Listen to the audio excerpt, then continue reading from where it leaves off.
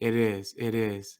I can remember, Rocky. We were at a tournament in Bolingbrook, Illinois. I think Oh yeah. you know the area, obviously, being from Chicago, and we had a quarterback. I think it was Braden Tovey at the time, maybe, Well, or it maybe was some, it or was AJ Puck yeah, who let me know the day before, Coach, I'm going to specialize in baseball, which I understood, totally mhm, understood.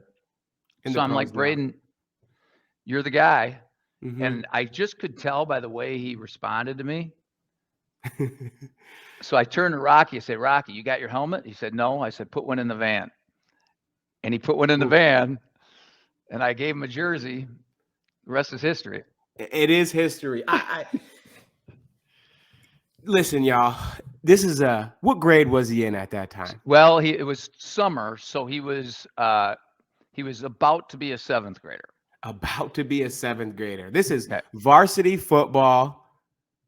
This is these are guys from Illinois, not from Iowa. We We played we gotta. played the top five teams. We played East St. Louis. We played Yep. Montini. Mm-hmm. We played Bolingbrook. Yep. This chat. Listen. This seventh grader. I'm talking about to the flat read. Nope, not there. To the middle. Pump. Eyes to the safety this way. Hit the tight end down the seam. I mean, all weekend. This is a seventh grader. It was in that moment when I knew, like, wow, this is when they talk about special kids, and you hear all that, but you don't always get to see it in person. I'm like, this guy, he has it. He has it. And now you see him. He's been at Michigan State. He's at Northern Illinois. I mean, doing huge things. I mean, it's just not a surprise. It's really like watching a movie unfold right in front of you.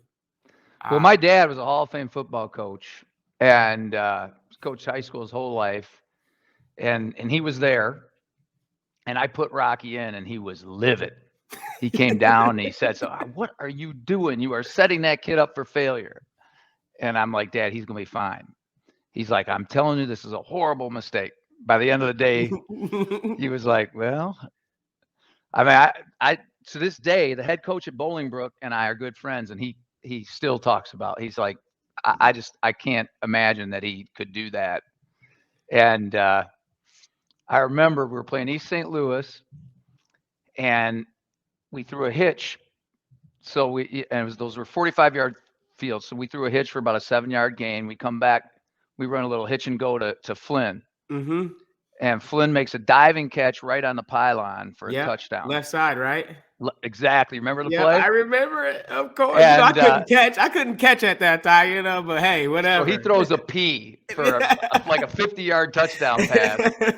And at the time, he was still literally talking like this. He was Yeah, red he was 75, red. 44, red Yeah. And so one of the kids 44. from East St. Louis says to Flynn, "Man, I don't know what you're all talking shit about." He says, "You're out here making plays. Who's that? Your freshman quarterback?" And Flynn looks at him and says, "Are you kidding me? This kid's in seventh grade, and you just got torched by a seventh grader. You need to shut up." Yeah, I thought that was like one of the most fun parts of that whole. it was It was that fun. very memorable, very memorable. With I think when you have kids like that, right? There's a lot of work that gets put in before that I think people don't see. And when I was younger, I used to think, man, he's hard on me. I can't imagine like how his kids feel, but more importantly, how other people probably think that that affects your kids, right? Being hard on them. But like that's so important nowadays to be for kids to be got on because we don't have that anymore, if you ask me. No, we don't. Well, you It's know not what? there. With the I don't want to get heavy on it. You can Yeah. cut me off here on our podcast, but the No, you're good. with some of the disintegration of the family unit and just the disintegration of male leadership, I think it's really changed how we raise young people. Hmm. And I think that and I don't. I'm gonna. That's a I realize that's a divisive statement. I don't mean it to be. What I'm saying is that Oh, you can be honest when on I there. grew up, you know, it was a badge of honor to be hard nosed and tough and overcome Mm-hmm. adversity and play with pain and Mm-hmm. you know if your Yep. teacher if you were flunking a class or your teacher was giving you grief, the feedback I got was, you know, well, you're stick it in their ear, man. You can prove to them that you can do it and you're going to overcome that. Mm. And, you know, don't make excuses, get in there and get it. Right. That's not the narrative now. The Not at narrative all. now is you get on the phone, you call the teacher, you ask them what's wrong with the teacher. Then you call if that doesn't work, you call the principal and ask them to fire the teacher. Right. And it's, you know, you never work with your kid. You know, it doesn't mean it's your kid's fault. Right. Guess what? In life, many times things happen to us that are not our fault, but Right. they're difficult. And we Yeah. have to learn how to overcome those things despite the difficulty of them and still achieve things and achieve Right. great things despite the outside forces that have been put on us, Mm-hmm. instead of blaming the outside forces that have been put on Right. us for every uh, thing that we have to overcome in our lives. Yeah, it's true. Totally agree. You know, when you were coming up, I we sat down, we talked about what scholarships would be available, what scholarships would not be available. Here's Mm-hmm. your height, here's your Yep. speed, here's where you're at, here's where you can achieve. You know, so I took the Mm-hmm. time. I didn't say to you, well, you know, you're going to get screwed because you're too short or you're too this, too that. I Mm-hmm. didn't say that. Yeah. I And said I was here, mad. I was mad too, because I'm like, man, I feel like I should. But not when I got to college, I realized like, nah, this is just what they do. They got height right. requirements, weight requirements, speed requirements, right? And they got 50,000. Everybody's the best player at their high school. Alex, I had to listen. I had to have this conversation with my son, Bo. Bo was a great. Bo took his high school team to the semifinals. He was a great quarterback. Won. I don't even know how many. I couldn't tell you, but he won a lot of football games as a starting high school quarterback at West Des Moines Valley. Mm-hmm. But he didn't run well enough to be a Division I quarterback. And I took him to every Elite 11 camp, every quarterback camp. I took him all over the country, Mm-hmm. and I knew what was going on because I'm a Mm-hmm. coach. Mm-hmm. But I couldn't. He's my son, so it's not my job. I'm Right. a dad first. I'm not a Yeah. coach. So as a Mm-hmm. dad, I can't tell him that. He wanted to play. He was a quarterback. He was being successful in high school. He wanted to chase that dream, and so I let him. But then he came to me when he realized he was not getting recruited. This is well into his senior year. He's not getting recruited, and he comes to me. He says, "What do I do?" Mm-hmm. And I literally asked him. I said, "Do you want me to talk to you like your dad, or do you want me to explain to you from a coaching standpoint what's going on?" He Mm-hmm. said, "I just need the truth." I said, "Well, okay." And I said, "Bo, you don't run well enough to play quarterback at the Division I level." And so then I sat down. I showed him. I said, "Listen, here's what a staff meeting looks like in the recruiting process. Mm-hmm. You know, you have to meet this height, this weight, this 40 time, this vertical jump. You don't meet any of those." I Mm-hmm. said, "But where do you meet them?" And we figured out he could play center, guard, defensive tackle. Mm-hmm. So a high school quarterback trusted me enough That's to awesome. listen. He went on to win the state championship in wrestling as a heavyweight. Dang. He now weighs 280 pounds, and he's the 1 or 2 guard at Army West Point playing Division I football. That's awesome. That's But awesome. that's to me how you parent. You don't say, "Well, the coach is screwing you. They don't know Yeah. you're talented. You know what? That doesn't help. No, You it have to sit doesn't. down and It say, hurts. right, here's where you are. Here's a path I can see where you can be successful. Are you willing to do that?" And I said, or would you rather play at a lower level and play quarterback? He said, "No, I want to play at the highest level possible." Yeah, I said, absolutely. "Okay, then let's go." How Just did like you you. yeah. how did you like I guess how did you refrain from telling him in that moment, like, hey, you're not what they're looking for. Like, I feel like me personally, I would have been like, hey, you just ain't good enough, son. Hey, it is what it is, right? I have Was a that true hard? story. I can tell you that it is hard. But this is I learned that as a coach. Mm-hmm. I was coaching in the Chicago area at a high school. And I was coaching this kid. I won't name him, but I love this kid. Really a good player, really a hard-nosed, hard-working, loved football. His dad was one of these youth coaches that never but he knew a lot. Mm-hmm. And but this kid was the wrong height. He was 5'10", 170 pounds, Mm-hmm. hard-nosed, physical DB, and he was white. And I'm like, so I tell the dad, this is where he's going to fit. This is where he's going to be successful. Mm-hmm. And he, you are his hero. He loves you and he idolizes you and he wants you to be proud of him. And I'm trying to tell you the truth here. This is where he's going to end up. And I'm more concerned with your relationship with your son. So just love him up on it and tell him you're Mm-hmm. proud of him. And it's okay if he went to Drake. Mm-hmm. And I thought that was a really honorable, transparent, honest thing to do, and that was the way to handle it. Yeah.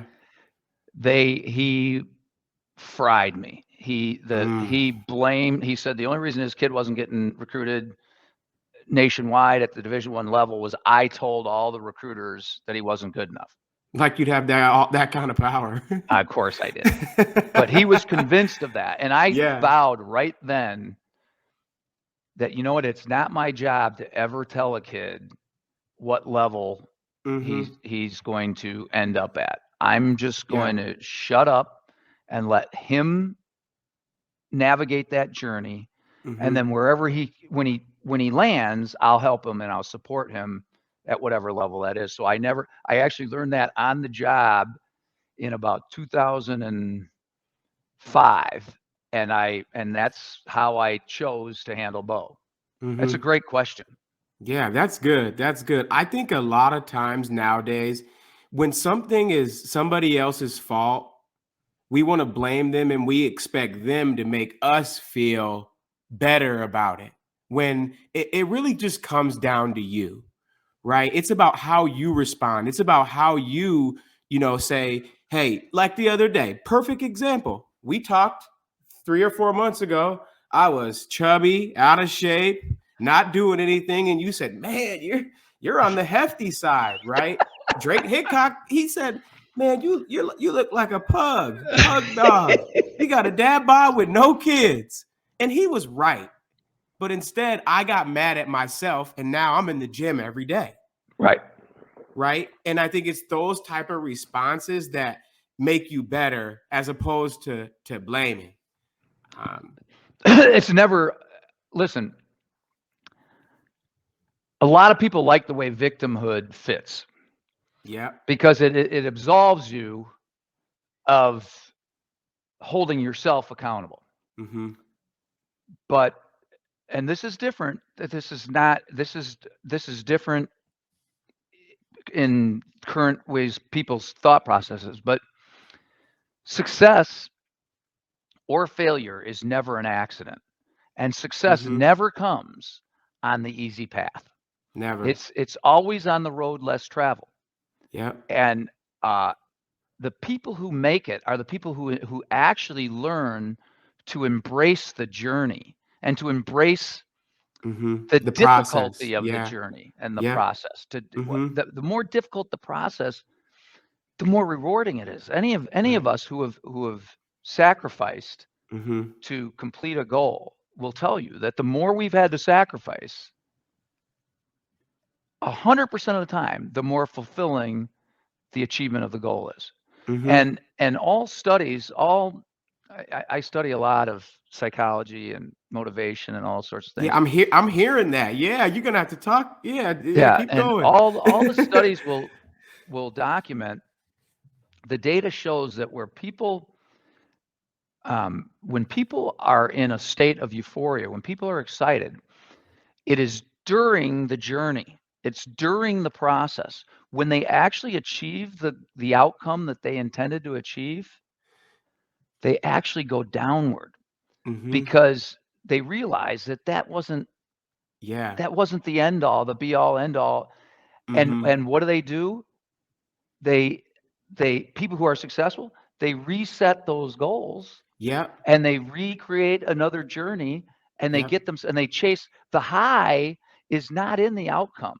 Yeah. I It's think it's it's that's in the good. process. Yeah, I totally agree. I totally agree. And I'll even go as far as saying is, if you set those kind of goals, when you get to those goals, you'll become complacent if you're not thanking yourself and being proud of yourself along the way. Right? If you're not embracing, waking up every day and writing your goals down, like I never used to write goals down, but the moment I started writing my goals down physically, it started just happening so much faster. And you want to take it to another level, say them out loud Mm-hmm. to other people. Say, Mm-hmm. this is what I'm going to accomplish. Because I'm going to tell you right now, then the bullshit's over. If you say, this is what I'm going to accomplish, like when I took the job at Washington, what did I say we were going to do?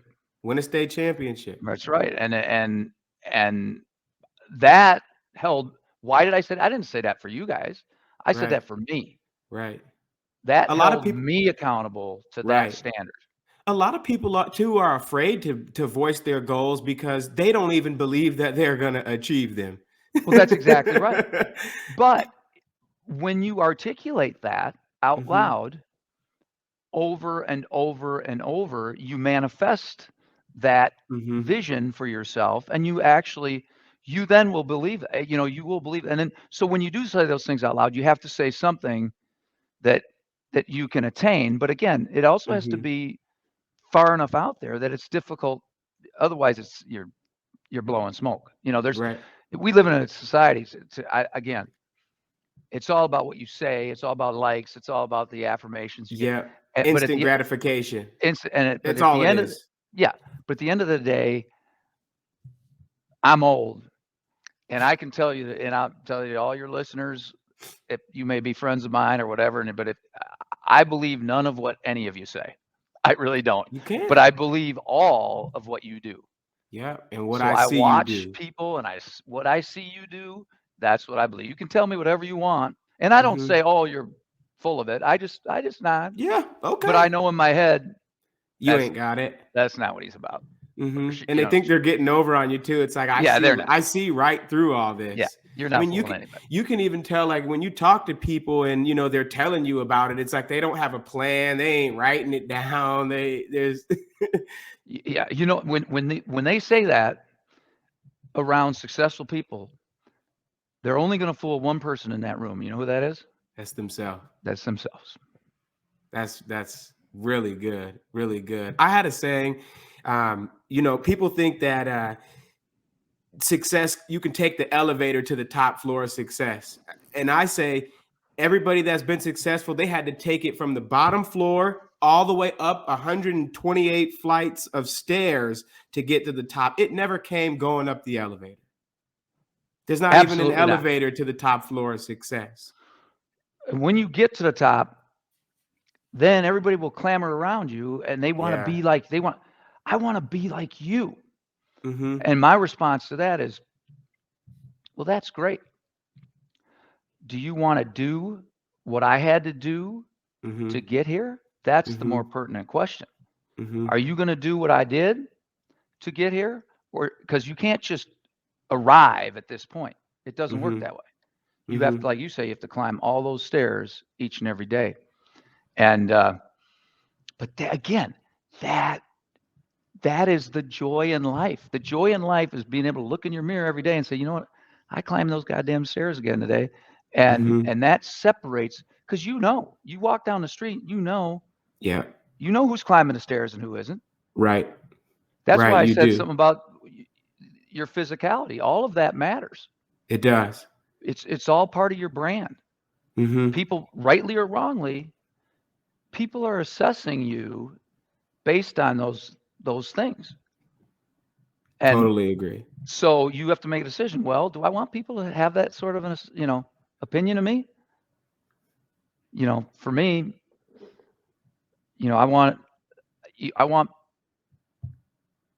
people to see and think discipline, commitment, empathy.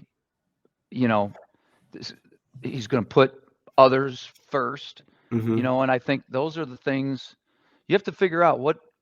Who are you? What's your brand? Yeah, that's what I was gonna say And too. then you have to live it. Yeah, you gotta figure out who you are first, Yep. most importantly. And you're somebody, and I feel like I am too, who knows their self. But for the people that don't know their self, what advice would you give them to start that journey of like believing in themselves? Because a lot of people, they don't believe in what they're doing. They don't believe that they can accomplish they may say it, right? But they don't really believe it in their core.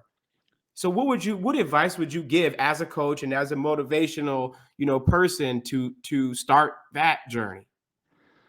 I think it starts with, again, a routine. Because again, it's all about being successful with that process. So people who kind of lack confidence generally aren't used to having a routine or having something that they can.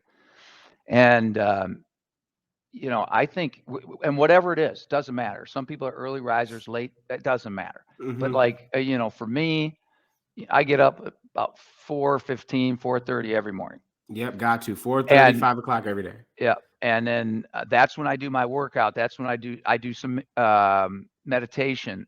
Mm-hmm. Um, and now where I live, I can literally get to church. Uh, it's 3 blocks from here, so I walk over to church. I they do a daily mass. It's 30 minutes. It's not, Mm-hmm. but I want to be physically, emotionally, and spiritually grounded every day, and I get Mm-hmm. that done by 7:15 in the morning, and then You go to have work. to. You have And to. then I feel like my ship has a rudder. Mm-hmm. Too many people, their ship doesn't have a rudder. Mm. And again, it doesn't. You don't have to have my rudder. I'm not saying that at all. I Yeah. promise you. But for me, I Mm-hmm. decided that I want to be physically fit, uh, mentally and emotionally together, and then spiritually sound. And I but then you have to service those goals every day Yeah, exactly. because you have to feed it. Mm-hmm. Whatever you feed will grow, Mm-hmm. and Mm-hmm. whatever you don't feed will atrophy and will go away. Mm-hmm. And it doesn't matter. So if you don't feed if you weren't feeding a fitness regimen or anything like that, it goes away Mm-hmm. fast. Mm-hmm. Man, I love that. I love that. Man, this I feel like when you get older and you look back on like what people were telling you, and you when you're young, you're like, I know it, I got it. But I think once you start looking back on what people told you, I wish I would have listened more. We all do. I do. I'm old. I'm older than dirt, and I still every day wish, God, I should have. And I think that's when you become humble enough where you start to value everybody around you, and just the nuanced things that you can learn from everyone. Mm-hmm. That's when you start to develop true wisdom. You Yep. start to because you start to realize, oh my gosh, this person over here who I dismissed because I didn't we were different, of different ilk or whatever. Mm-hmm. But then you listen to them, or you observe them, and you see, oh my gosh. And then like me, because I'm old, I'm not embarrassed anymore. So I'll walk up to people and say, hey, can I ask you about what you're doing here? I really Mm-hmm. admire this. What motivates you to do this? And and then you learn something. Mm-hmm. They'll teach you something, and then you start to feel so much better about humanity, Mm-hmm. about everyone. We I you know do. I agree. we spend so much time negatively judging the people around us, I agree. and it's a shame. It's I don't know what people are paying attention to, but we're destroying ourselves. Uh, All great, I coached for years. All great teams, all great programs, all great civilizations,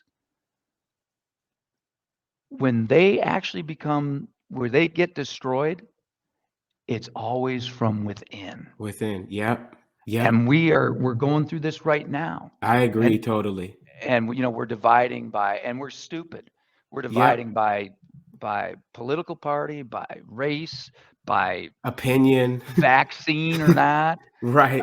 But Everything is and divisive. we're also silly enough to think that this is all happening by accident. Yep. Don't believe that for a minute. So I'm not gonna. We've had this discussion. There's nobody's going to tell me what I think of somebody based on their ethnicity, based on their educational level, based on Mm-hmm. any of that crap. I'm and I haven't. I turned off my TV about 3 years ago. Mm-hmm. Best thing I ever did, Mm-hmm. because I For don't listen sure. to any of that nonsense. Yeah. I don't care. So I don't know who's what, or I don't care. Mm-hmm. But I know this. I know how I feel about you and Andre and Keenan, Yeah. and I know how you guys feel about me. Right. And if we all did that, Yeah. no one could have power over us. Right. But when we Right. start to fight amongst ourselves, Mm-hmm. then we need some higher power to solve this issue, which is a Yeah. bunch of crap. It is. It really is. It really is. To think that we need something from above or something from someone else to come in and fix our problems, that's a recipe for Correct. disaster. And, for me, if you're not out there making someone else's life better, to me, you're wrong because Absolutely. you're only as good as the people that you talk to for no reason, You right? have to make a positive impact. I literally ask myself, did I make a positive impact on somebody's life today? Every Mm-hmm. day. And if I didn't, I failed. Mm-hmm. And we have to do that. I lost my dad. It was a great Yeah, rest in mentor peace to this year. him. Yeah, he was awesome. And I gave his um I basically, at church, they had told us that, we really don't do, oh my gosh, what's it called when The eulogy. the eulogy? We really don't do Mm-hmm. eulogies anymore because, uh, it takes up too much time. And I'm like, well, I'll just do a short one. And Yeah. so I went up there, and what I did was there was a bunch of his ex-players and coaches and, a bunch of people who had a lot of respect for him. And I basically, the one thing I learned from my dad was my dad made everybody around him better.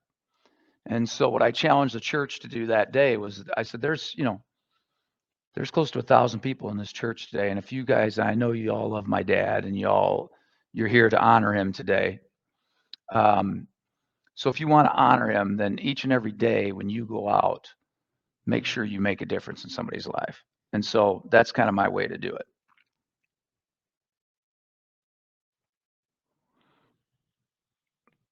Hey, for those of you guys watching this, Alex just texted me his computer died. So I appreciate you guys watching us.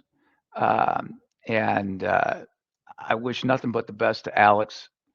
And he's a great young man. And let's stick with this podcast and try to support him in his growth. And really appreciate you guys tuning in and watching us tonight. So take care and enjoyed spending some time.